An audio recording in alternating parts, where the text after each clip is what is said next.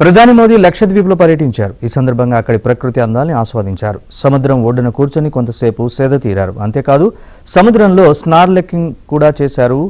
సముద్ర గర్భంలోని పగడపు దిబ్బలు, జీవరాశుల్ని ప్రత్యక్షంగా వీక్షించారు. उनसे मेरा आग्रह है कि वो पहले लक्षद्वीप आकर जरूर देखें। लक्षद्वीप की सुंदरता को शब्दों में समेटना बहुत मुश्किल है।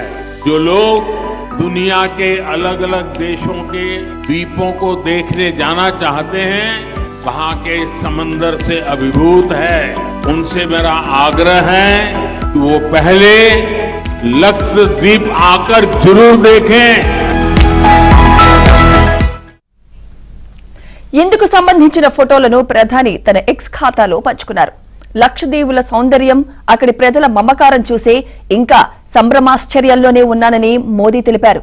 ప్రకృతి అందాలు, ప్రశాంతమైన వాతావరణంతో ఈ దీవులు మనల్ని మంత్రముగ్ధులను చేస్తున్నాయి.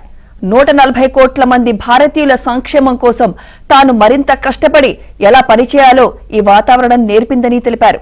సాహసాలు చేయాలనుకునేవారు మీ లిస్టులో లక్షద్వీప్ను కూడా చేర్చుకోండని మోదీ సూచించారు.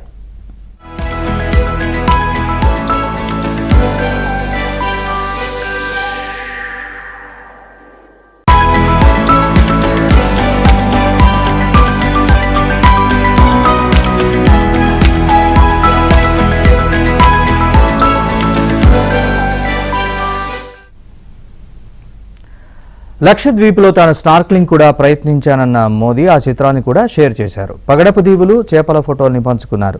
ఇది ఎంతో అద్భుతమైన అనుభవం అని పేర్కొన్నారు. స్నార్క్లింగ్ అనేది సముద్రంలో చేసే ఓ తరహా డైవింగ్ లాంటిది. స్నార్క్లింగ్ అంటే ట్యూబ్ డైవింగ్ మాస్క్ని ముఖానికి ధరించి సముద్రం లోపల ఈత కొడతారు.